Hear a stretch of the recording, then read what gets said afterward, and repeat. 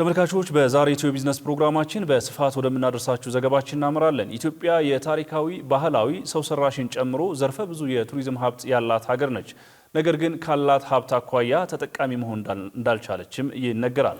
ሀገሪቱ ከቱሪዝም የምታገኘው ገቢ ለማሳደግ ሰፊ ስራዎች እየሰራች ትገኛለች። በተለይም ቱሪዝም ከ5 ቁልፍ የኢኮኖሚ ዘርፎች አንዱ ተደርጎ ተለይቷል።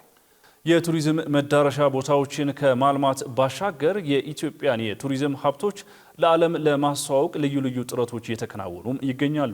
በተለይም ሁሉንም የቱሪዝም መዳረሻዎችን በአንድ ላይ ያካተተ ቪዚት ኢትዮጵያ የተሰኘ ፕላትፎርም በቅርቡ ለምቶ ይፋ የተደረገ ሲሆን አጠቃላይ በቱሪዝም ዘርፉ ስለተገኙ ውጤቶችና ስለታቀዱ እቅዶች በተመለከተ ቆይታ አድርገናል። እሱን ተከታትለን እንምጣ። ጤና ይስጥልን ክቡራትና ክቡራን፣ እንዴት አላችሁ? በዛሬ ኢትዮ ቢዝነስ ከዜና ባሻገር መሰናዷችን እንግዲህ በኢትዮጵያ የቱሪዝም ሴክተሩ ባለፉት ዓመታት ስለተመዘገቡ ውጤቶችና በተለይም ደግሞ የኢትዮጵያን መልካም ገጽታ በቱሪዝም ሀብት ያላትን እድል ለዓለም በማስተዋወቅና እየተሰሩ ስላሉ ስራዎች በተለይም ደግሞ ስለ ቪዚት ኢትዮጵያ እያነሳን ቆይታ እናደርጋለን። እንግዲህ በዚህ ፕሮግራማችን የተለያዩ የዘርፍ ባለሙያዎችን የተቋማት የስራ ኃላፊዎችን እየጋበዝን ማብራሪያና ትንታኔ በሚሹ ጉዳዮች ላይ ግልጽነት እንፈጥራለን። የዛሬ እንግዳችን የሚሆኑ ዶክተር እንደገና አበበ ናቸው። ዶክተር እንግዳችን ስለሆኑ ከልብ እናመሰግናለን። እኔም አመሰግናለሁ። መልካም።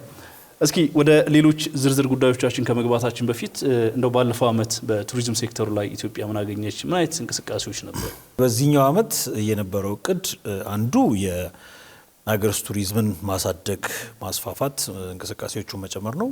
በጣም ፎከስ አድርጎ ግን የነበረው የውጪ የቱሪስቶችን ወደ ሀገር ውስጥ በመሳብ ወደ 1.395 ሚሊዮን የቱሪስት ቁጥር መሳብ የሚለው ትልቁ ታርጌት ነው የነበረው።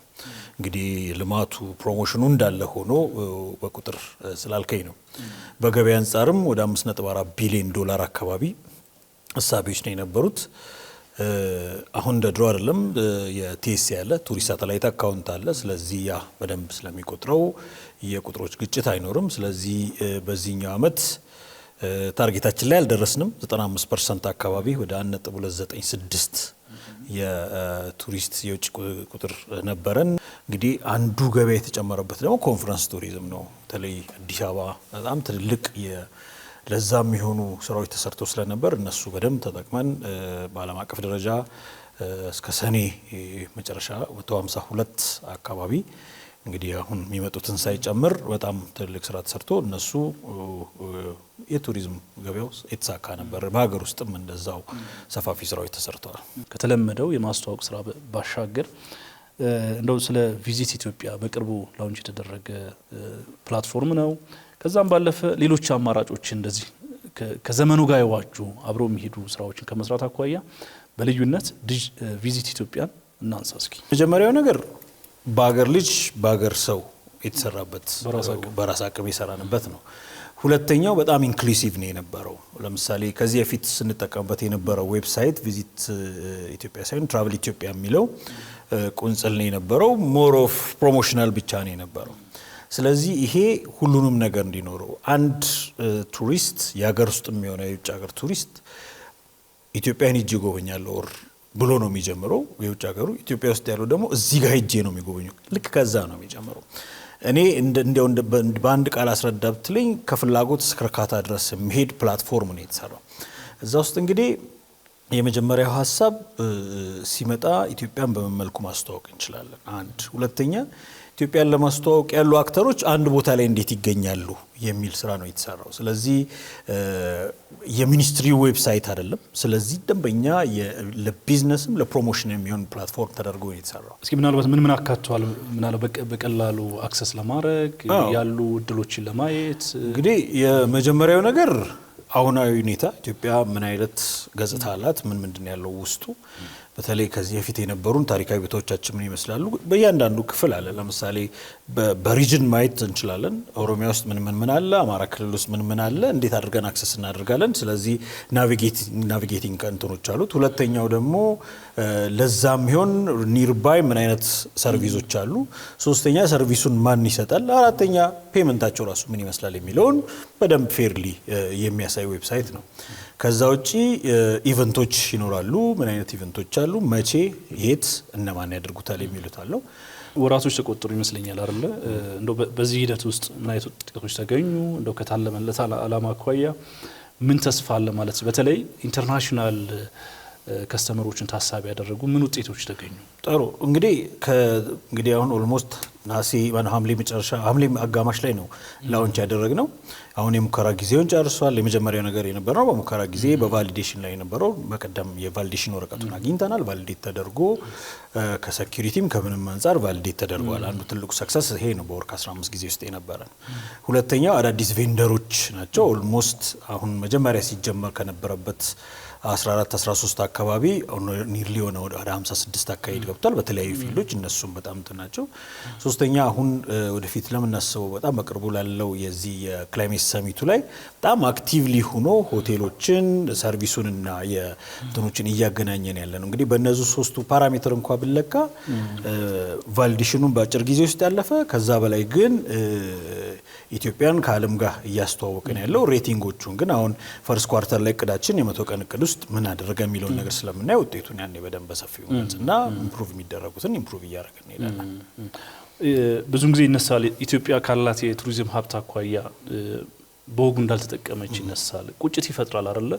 ካለን ሀብት ካለን እሴት አኳያ ብዙ መስራት እንደሚጠበቅብን እንደዚህ ያሉ ስራዎች ደግሞ አድቫንስድ መሆን እንዳለባቸው የላቁ ዘመኑን የሚዋጁ ለዓለም አቀፍ ላይ የሚተገበሩ ልምዶችን ኢትዮጵያ ውስጥ ከስተማይዝ ማድረግ እንደሚገባ ይታሰባል። እንደው ከዚህ አኳያ በቀጣይ እንደዚህ ያሉ ስራዎች የኢትዮጵያ መልክና ገጽታ ለዓለም ከማሳወቅ አኳያ ስለሚኖራቸው ሚና እናንሳ። ጥሩ፣ ይሄ በጣም ጥሩ ጥያቄ ነው። አይ ቲንክ እንደው የሌለን ነገር የለም። ከታሪክ አንጻር ካሰብን፣ ከላንድስኬፕ ከተሰሩ ስራዎች አንጻር ይሄ ማስተዋወቅ ይሁን እጥረቶች አሉበት ብዬ መውሰድ ጥሩ ነው። እንደኔ በደንብ ያለን እናስተዋወቅም። አንዳንዶቹ ቴዎሪዎች ደግሞ በስቶብን ስለሆነ ነው ይላሉ። ትንሽ ሲሆን ፎከስ ሆኖ ማስተዋወቅ ስለሚቻል እኔ ሁለቱም ጥሩ ሆኖ ሳለ አሁን ባለው ሴናሪዮ ግን ከዚህ በላይ መስራት ይጠበቅብናል። በጣም ብዙ ቁጭቶችን የሚፈጥሩ ነገሮች አሉ። በዚህኛው ዓመት የ2018 እቅድ ላይ አንዱ ሰፊ ስራ ይሰራል ተብሎ የሚታሰበው በዓለም አቀፍ ደረጃም በአፍሪካ ደረጃም አዳዲስ ገበያዎችን ማየትና በተለያዩ መንገዶች ማስተዋወቅ ነው። እዛ ውስጥ ሀብቶቻችንን ኦልሬዲ ለይተናል። ብዙ ሀብት ነው ያለን። ሀብቶቹን ግን ፎከስ አድርጎ በዛ ልክ ማስተዋወቅ ያስፈልጋል። አንዱ የቪዚት ኢትዮጵያ ጥቅሙ ይሄ ነው። በርካታ ዓለም አቀፍ ሁነቶች ይከናወናሉ አዲስ አበባ ላይ።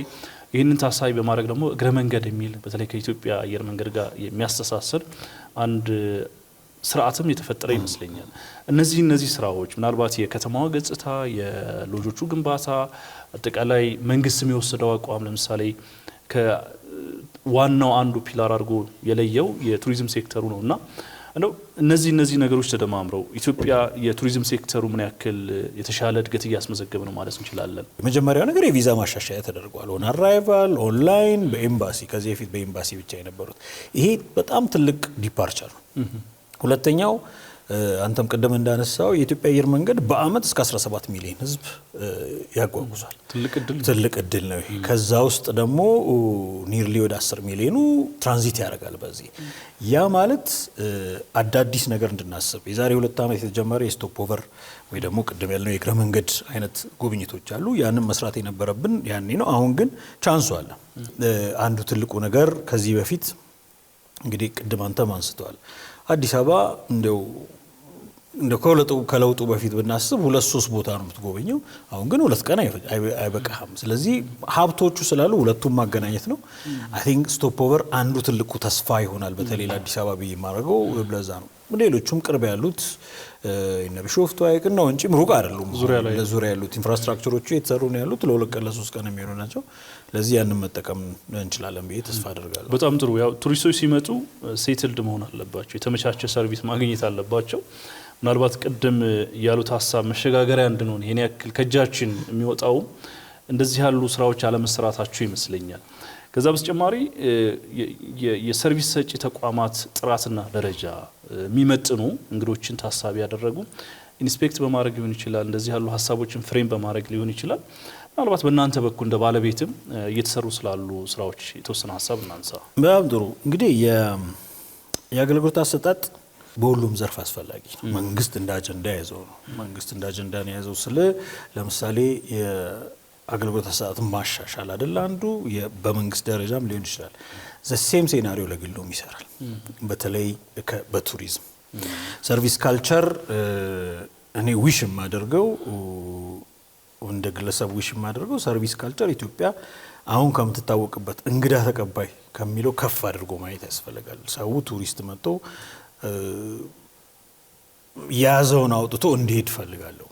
በዛ መሰረት ያንን አዶፕት ተደርጎ በ2018 አንዱ የሰርቪስ ካልቸርን ማሳደግ ነው።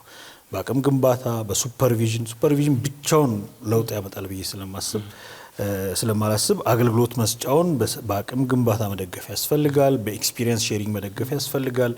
አዳዲስ ፕሮዳክቶችን አምጥቶ ለምሳሌ ደንበኛ ተኮር ማድረግ ያስፈልጋል። ለምሳሌ አንድ ግሩፕ የዌስት አፍሪካ ግሩፕ ቢኖር እንጀራ ብቻ እንዲበላ አትፈቅድለትም። የዛን አካባቢ አገሩን የሚመስል ነገርን በማምጣት ያንን ነገር ማምጣት ያስፈልጋል፣ ፍላጎቱን መሰረት ያደረገ በማድረግ። ስለዚህ ያ ደግሞ የሚመጣው በአቅም ግንባታዎች ነው። ያ ደግሞ የሚመጣው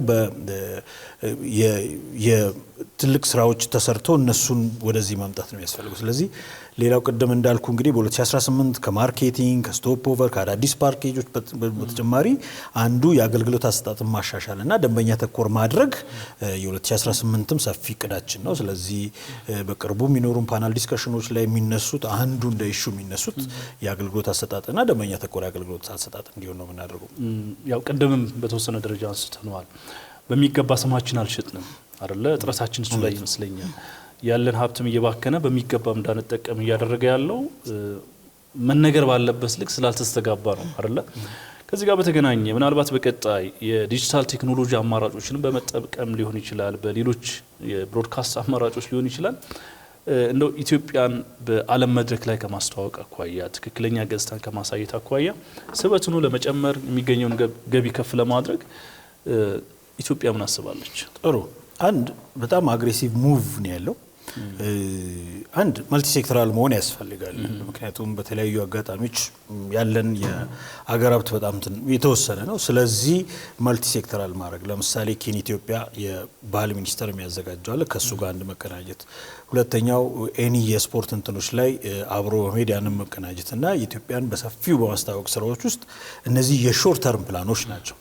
ሎንግ ተርም ፕላኖቹ ግን ሰፊ በጀት ይዞ እናንተም እንዳልከው በትላልቅ ሚዲያዎች በብሮድካስት መስራት፣ ከኢትዮጵያ አየር መንገድ ጋር ሰፋፊ ስራዎች መስራት ይጠብቃል። ከብሪክስ ሀገራት ጋር በጣም ትልቅ የገበያ ድርሻ ነው ያላቸው። አዲስ እይታ ስለሚሆን ከነሱ ጋር መስራት ያስፈልጋል። በሚቀጥሉት አመታት ውስጥ እንግዲህ የአጭርና የረጅም እቅድ እየሰራን ያለ ነው። ከዚህ በፊት የነበረን የማርኬቲንግ እና የፕሮሞሽን ስትራቴጂ በዚህ አመት አሁን ሪቫይዝ ማድረግ ጀምረናል። ስለዚህ በእሱ ውጤት ተመርኩዞ ሰፋፊ ስራዎችን ለመስራት እቅድ ተይዞ ነው ያለው።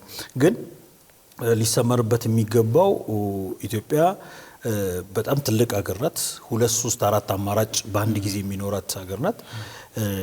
አንድ ጉብኝት ብቻ ለአንድ ነገር ብቻ የምትመጣበት አይደለም። ስለዚህ ከዚህ በፊት ስናስተዋውቀው የነበረው በዛ ልክ አይደለም። ስለዚህ ማስተዋወቂያዎቹንም በዛ ልክ ሴግመንት በማድረግ በዓለም ደረጃ ለማስተዋወቅ እቅዶች አሉ። ከዛ ውጭ ግን የራሳችን የሆነ ትልልቅ የመንገድ ላይ ሾዎችን ማዘጋጀት ይጠበቅብናል። ብዙ ጊዜ እየሄድን ነው የምንሳተፈው። ስለዚህ ያንን ማድረግ ለምሳሌ ልክ አሁን ሉሲን እንዳደረግ ነው። ሉሲ ኢትዮጵያ ነበረች ሉሲን እስካሁን የምታስተዋውቀው። አሁን ግን ሉሲ ኢትዮጵያን ለማስተዋወቅ ሄዳለች። ተመልካቾች በዛሬ ኢትዮ ቢዝነስ ፕሮግራማችን በአጫጭርና በዝርዝር ወደ እናንተ ያደረስናቸው ወቅታዊ የቢዝነስ ዘገባዎቻችን እነዚህን ይመስሉ ነበር። በቀጣይም የተለያዩ የቢዝነስ መረጃዎቻችንን ይዘን ወደ እናንተ የምንመለስ ይሆናል። ቃል ኪዳን ታደሰና ጥላሁን አያሌው አብረናችሁ ቆየን።